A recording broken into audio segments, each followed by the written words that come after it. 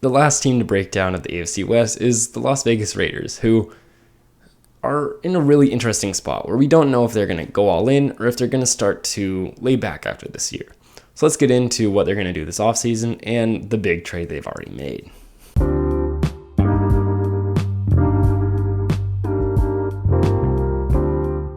What's up, guys? I'm Tyler Coker, and I'm your host for today's episode of Today with Tyler. I hope you enjoy. Once again, we'll begin with their free agents. The free agents include Nicholas Morrow, the linebacker, Jonathan Hankins, the defensive tackle, Marcus Mariota, their backup quarterback, KJ Wright, linebacker, Casey Hayward, corner, Zay Jones, who got signed away, Desmond Trufant, the corner, and Gerald McCoy, the DT. So a lot of defensive spots are going to be missing. Let's get into their offense, though.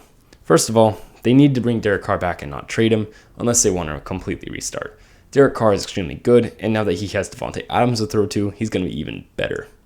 Although they do lack at wide receiver behind Devante Adams and Hunter Renfrow, ultimately it doesn't matter because you have Devante Adams and Hunter Renfrow. Derek Carr is going to have a lot to throw to, especially with Darren Waller being his tight end, and so I wouldn't worry as a Raiders fan in terms of passing game. They have a lot to work with in the passing game and are really good. Not to mention their running back depth is pretty decent as well. Their run game is sort of hopeful, but sort of not. Josh Jacobs, Kenyon Drake, and Peyton Barber are all pretty good, especially with their receiving upside, but they still were a bottom 5 rushing unit in the entire NFL. They would definitely greatly benefit from an offensive line overhaul since they were ranked 28. Their left tackle, Colton Miller, had a great season and surprised many of us, being ranked by PFF as the 5th offensive tackle in the entire NFL. Well, he probably wasn't the 5th offensive tackle in the entire NFL. That's still a really good sign that you have a guy there. Certainly, that's where it ends, though. Moving from left to right, we have John Simpson, who did poorly, and he was a backup to Richie Incognito, who, for those of you who know who he is, he's such a Raider. Offensive center Andre James improved, but not enough to warrant being a true starter, and his run blocking was an extreme weakness, which isn't ideal considering the Raiders like to run. Now it's my time to attack the Raiders' first-round pick that surprised me greatly in Alex Leatherwood. Alex Leatherwood was seen as a mid-second-round prospect last year, and there were countless offensive tackles and guards before him. But somehow, the Raiders decided that the 17th overall pick should go to somebody who wasn't even good enough to be a first-round pick. There are countless tackles who should have been picked over him, and Elijah Vera-Tucker was sitting there. But instead, they drafted Alex Leatherwood and made him a guard, and he wasn't even good at being a guard. He was horrible. That is absolutely terrible, but in the end, the Raiders are going to Raider, and they don't have a first-round pick to mess up this year. So, that's good, I guess. And finally, right tackle Brandon Parker, who also struggled with both the pass and the run to anchor the right side of the line. So, aside from left tackle, they really need to start over with their offensive line because they have nothing there. Although, I wouldn't be surprised if there was a little bit of an increase in production in their run game because they're going to change from a zone scheme to a little bit more of a man gap scheme where that's where Alex Leatherwood's going to be a little bit better and potentially the other linemen as well. So they do have some room to improve, but we're going to see what Josh McDaniels can do with this offense. Going to their defense, the selection of Trayvon Moehrig was actually a great steal and a successful pick. So if we just switch their first and second picks in the last year's draft, honestly, they did pretty well.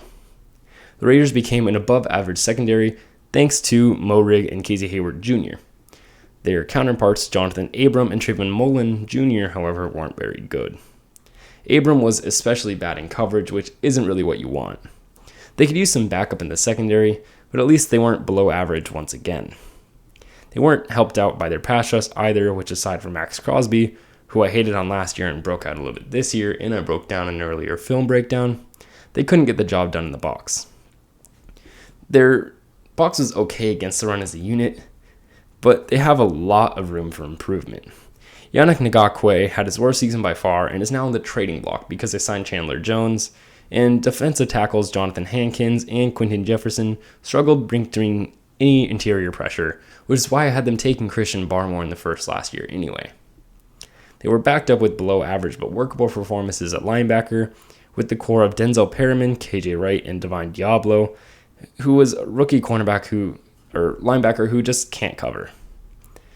The defense needs overall improvement, especially at D-line, if they want to stand a chance against the growing threats of their division, and I wrote that line before they even traded for everybody. So they have a lot of work to do on defense because their offense, quite honestly, I don't think has the firepower to stand it, but their defense doesn't either. So they have a lot to do, and let's get into their picks and potentially a draft. So some key needs are offensive guard, wide receiver, maybe, but now that they have Devante Adams, that's going to fall down on the list quite a bit. Defensive tackle, strong safety, and right tackle. So offensive line, once again, and some defensive pieces as well. Not to mention Casey Hayward didn't come back. He went to the Falcons, so they also need a corner now. An ideal draft, they lost their first and second round picks. So it just comes down to what are you going to do with that third round pick for you guys? And so is it going to be a guard like Atis Smith maybe, or Ed Ingram? Is it going to be a wide receiver? There's countless wide receivers available in all the rounds of the draft this year. Is it going to be a corner, maybe Tariq Woolen if he falls? Is it going to be a strong safety like Leon O'Neal if he falls? We don't know. Abraham Lucas might be there as a Washington State offensive tackle, but ultimately it comes down to what are the Raiders going to do? They're probably going to draft that fast guy. Thornton, I think was his last name. And we're going to see what they do. So the Raiders can be excited. They have the chance of having a complete offensive overhaul. But in the end, they are most likely going to be fourth in their division.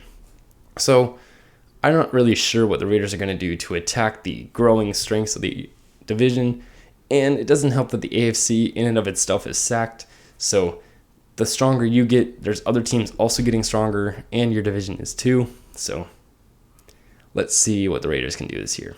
Thank you for listening.